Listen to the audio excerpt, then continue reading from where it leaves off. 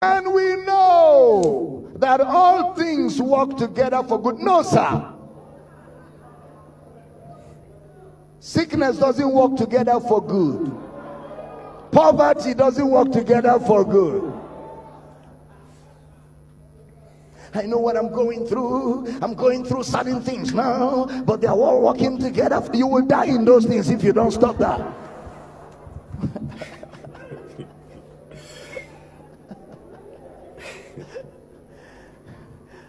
A sister miscarried twice. He said, sister, don't worry. All of it is working for good. How is it working for good? She's lost 2 babies. Stop that, my friend. That's religious jargon. When he says all things work together for good, it will be all these things. All which... There you get it. I have to tell you, on this one, I am almost agreeing with Abel Damina on this one. Almost. Not everybody should claim this verse. People are saying all things work for good when some things are not working for good. But I find the meaning very interesting for me. And most people will not understand why I look like I'm hitting on him. Yes, it's true. I don't understand the meaning. And maybe I'm wrong. And maybe one of these days I'm gonna get him.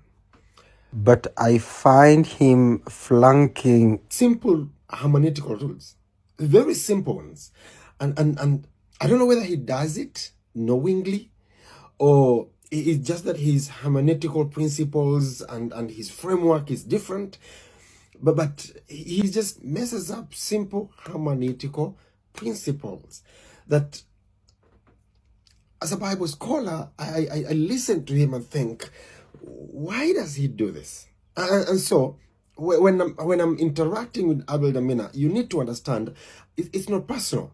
It's not personal. I'm looking at how he interprets these verses, and like I always say, interpretive honesty demands that we speak the truth. I just want us to dissect how he is interpreting Romans 8:28. So give me a listening. Before you judge me too much. So let's go ahead and listen to the second part that I wanted to pick up. When he says all things work together for good, it will be all these things. All which things. There you go. He says, when you read all things work for good, he said, which things? All these things. The word these is missing. Paul does not say all these things. He says all things. I'll read for you. And we know that all things work for good.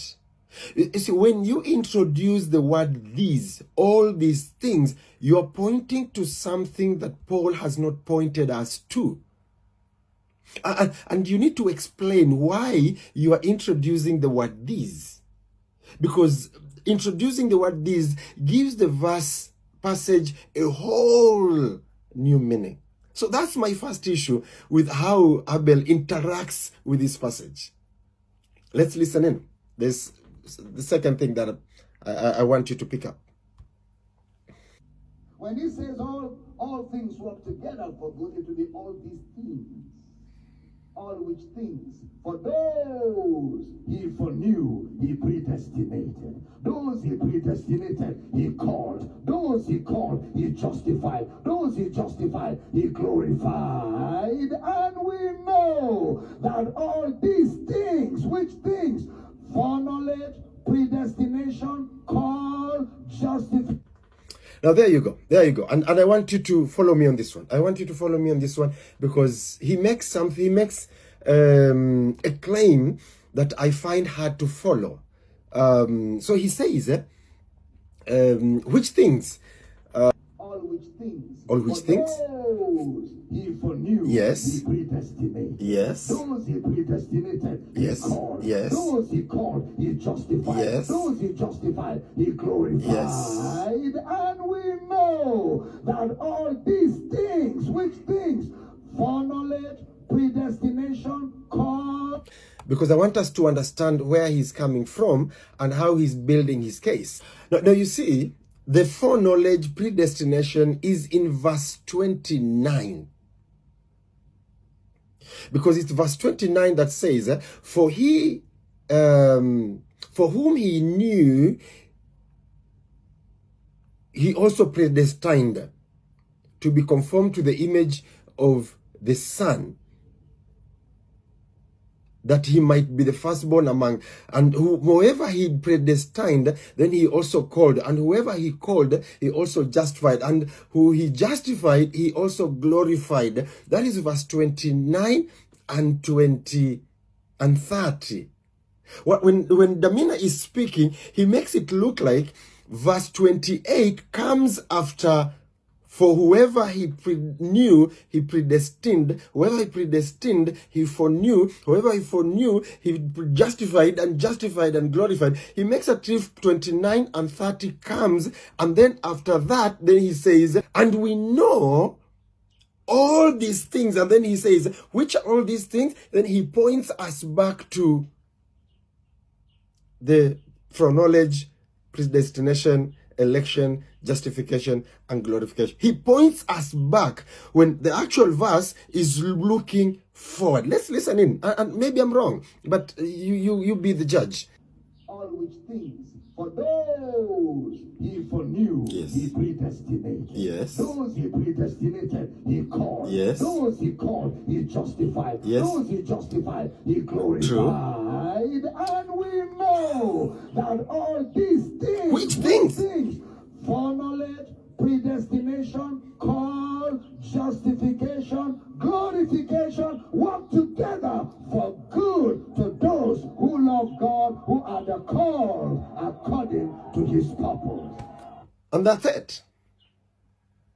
He interchanges 29 and 30 against 28. He puts 28 in front of 29 and 30, and I have no idea why he does that. The Bible doesn't do it. The Bible puts 28 first and then 29 and 30, because the qualifier is not in the things. The qualifier is on the people. I'll read the verse again, 28. The qualifier is on the people, not on the things. For we know that all things work together for good to them.